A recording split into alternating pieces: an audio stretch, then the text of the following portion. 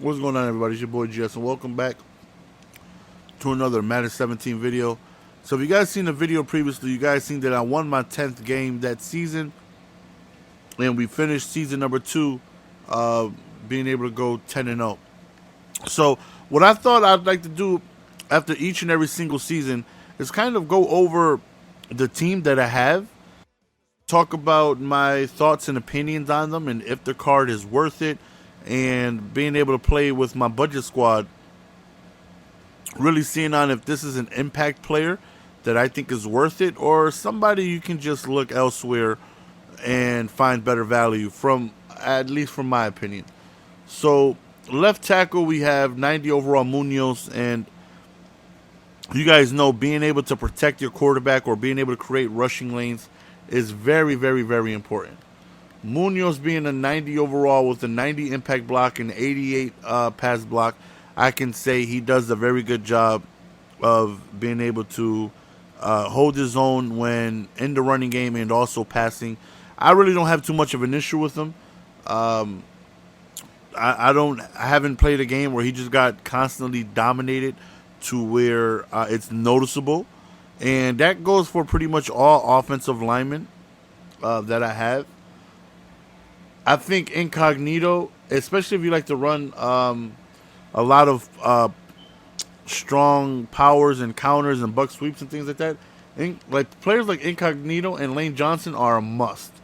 They are a must because they're so fast. Now, Sweezy is the fastest at the left guard at 77 speed, but Incognito is way cheaper and only 5 less speed. I mean, 72 speed for a guard is still really, really good. Really, really good, considering I had Ramon Foster there who had 56 speed, and he was just terrible. He would get in my way all the time when running a counter. He was just couldn't hit the outside, where Incognito gets there quick enough to where he can pick up the necessary block, sometimes even get 2 blocks on one play by getting a pancake and rushing upfield and getting to the second level and getting a linebacker or a safety. In my opinion, out of the linemen, the must-haves are Lane Johnson and Incognito. Again, if you run a lot of counters and strong powers and things like that, definitely recommend those. Unger, I could do without. I mean, he doesn't really do like overwhelmingly spectacular. I mean, I don't really run up the middle and things like that. I do get D-tackle block sheds quite often. You take a look at Unger's. Now, I just have him because I pulled him from a pack. His pass block is 90. His run block is 84.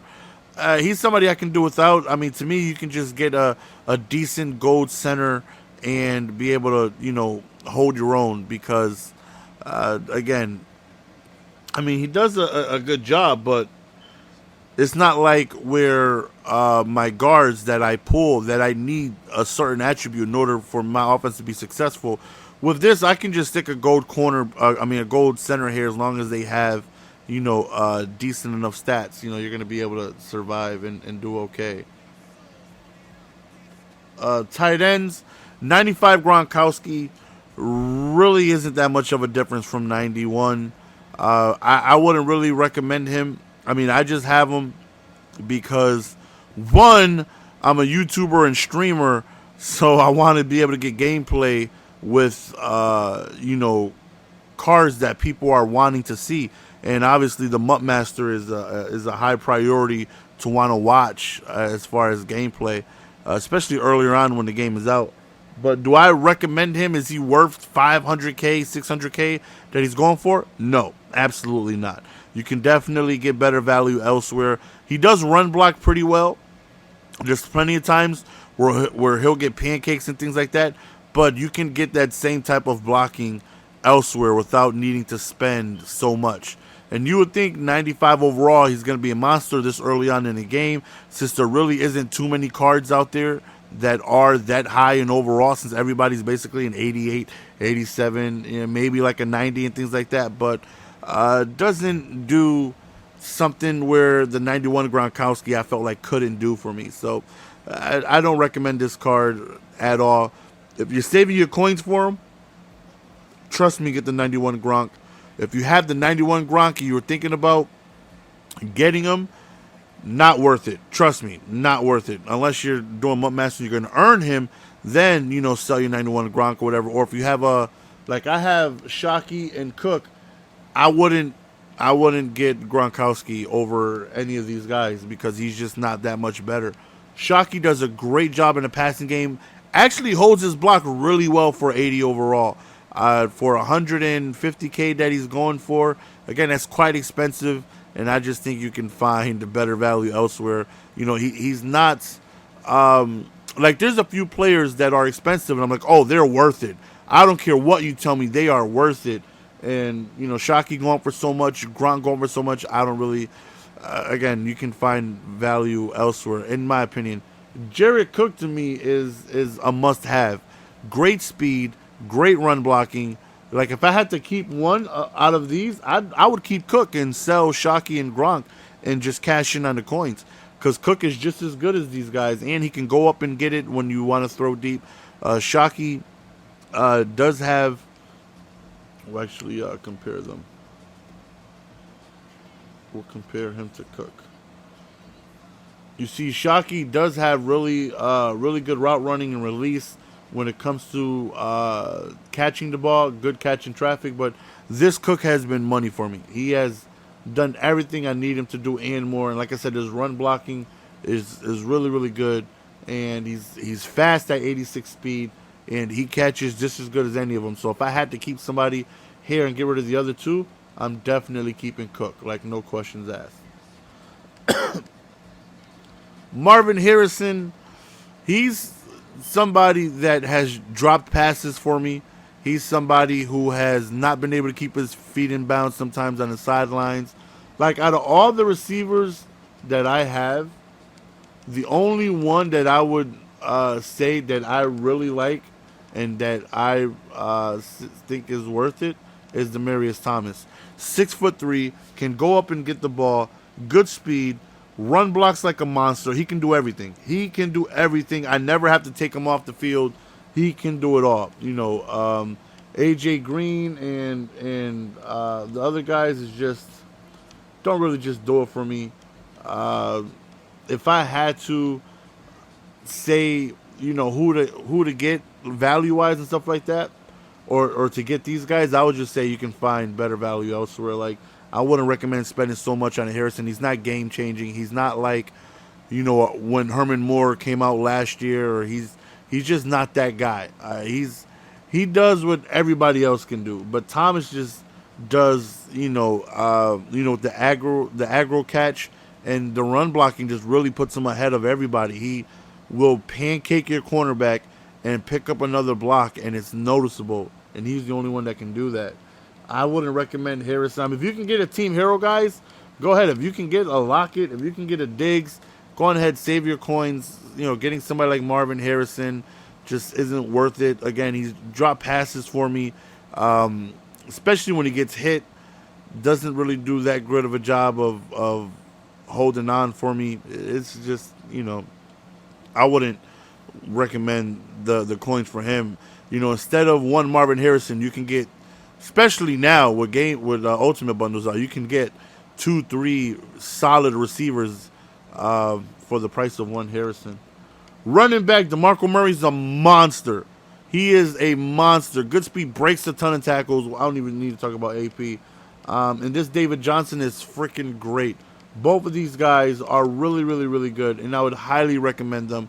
Of course, there's other running backs that you can get that are good. Like, I've seen that Gurley. I haven't personally played with him, but he looks monstrous.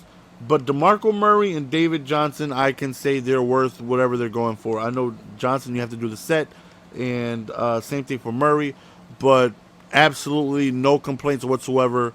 They do a great, great job of running, falling forward, breaking tackles, and they do a phenomenal job. I would not get rid of these guys. Fullbacks, all these guys do a very good job of blocking, like a very, very good job. And that's all I use my fullbacks for. So when it comes to blocking, DeMarco, Devlin, and Fowler definitely are very good at blocking. So I recommend these guys. Defensively, Larry Wilson for me has been terrible. Absolutely terrible. Puts himself in position all the time and whiffs on plays.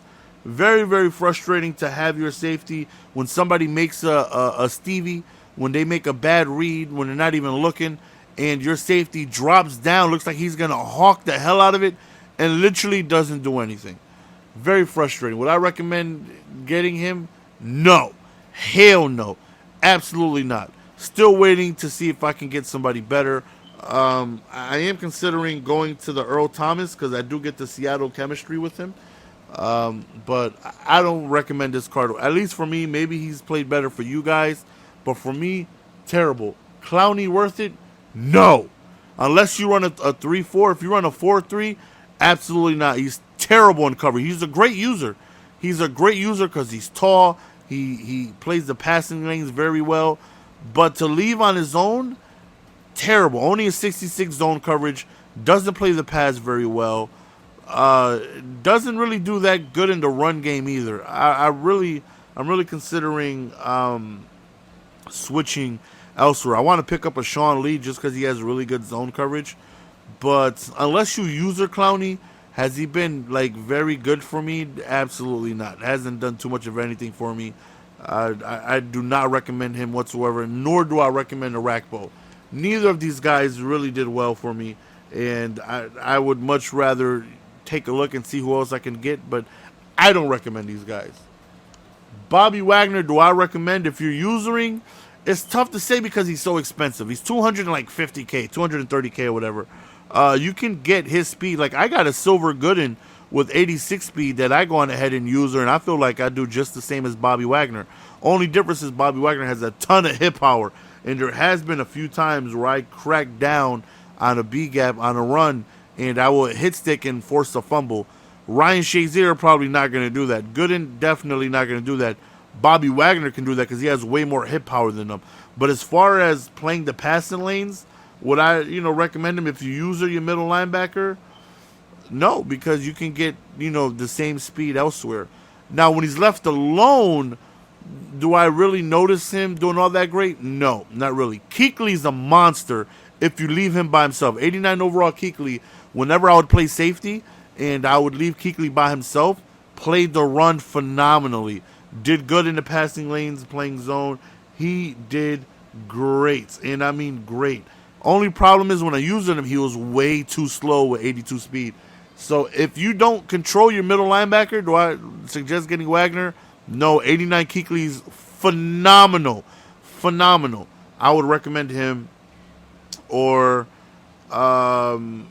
if you do use your middle linebacker, you have the coins for it. Like I said, I definitely like him because that hip power is just really good. But other than that, you can get speed elsewhere. 92 Vaughn, I mean, he's a monster.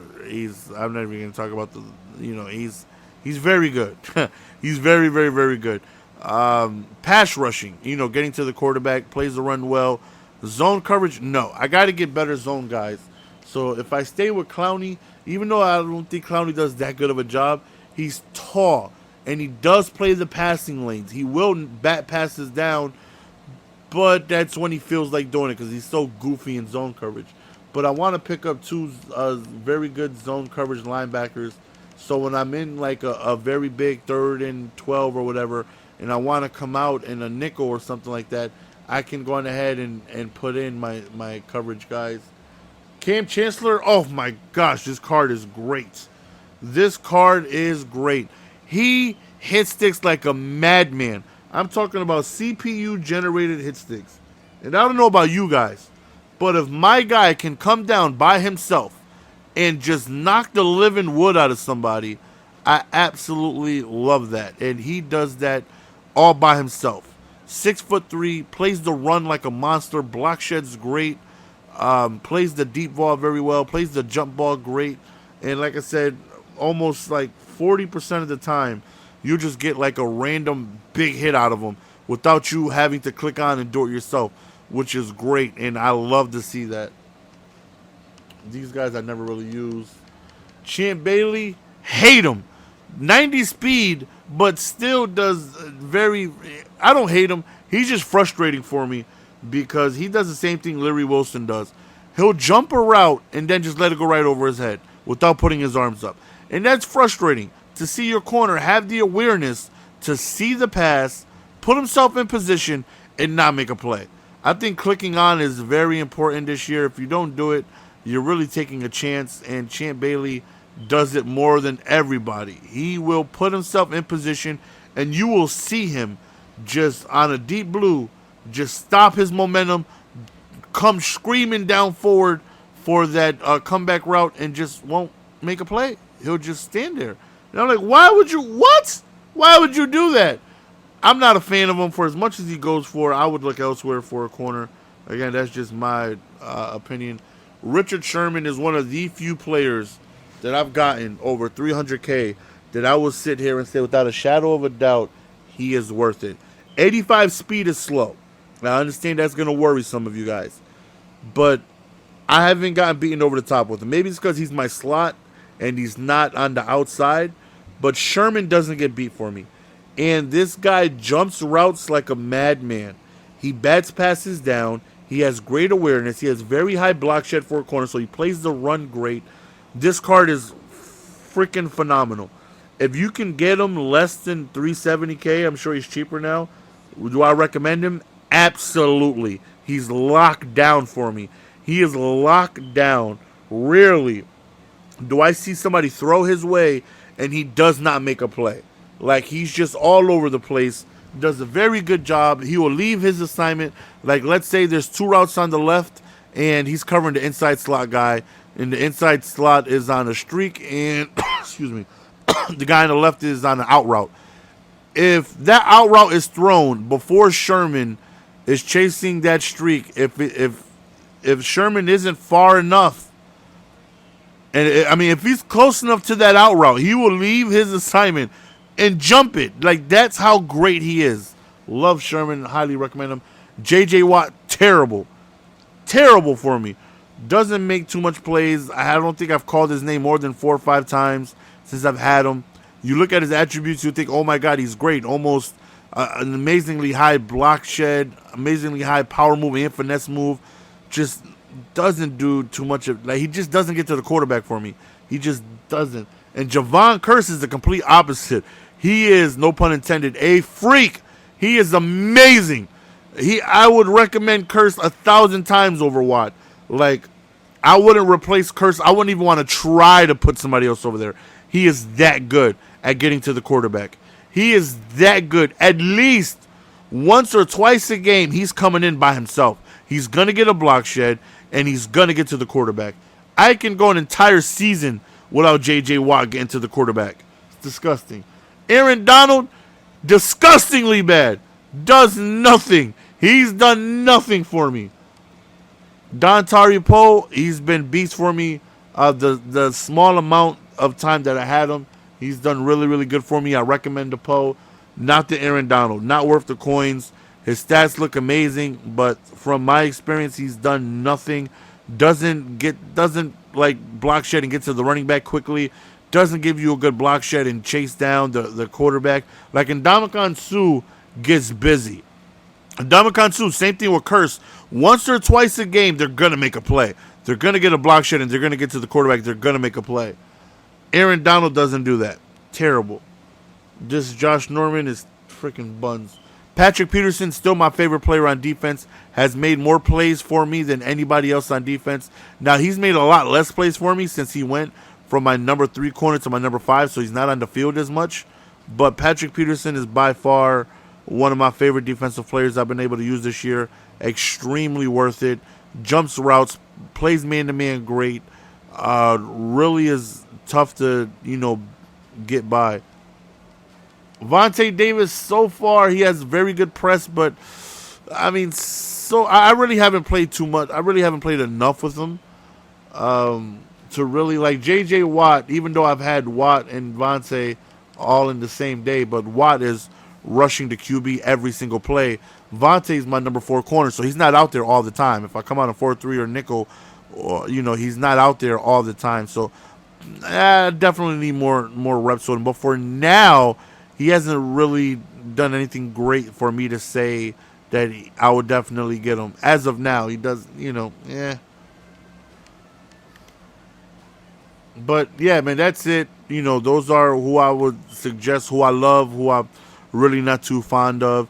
I plan on doing this after every season with the team that I have. If I got new additions, if you guys would like me to continue doing this, let me know. If you guys have any questions in the comments about a player, anything specific, if you want to know how, you know, if I didn't cover, if you want to know how, you know, Clowney does as a pass rusher, if you want to know how Aaron Donald does in a deep blue or something like that, whatever it is you guys want to know, leave in the comment section, and I'll try to answer what I could. Hopefully you guys enjoy, man. See you guys next video. Peace!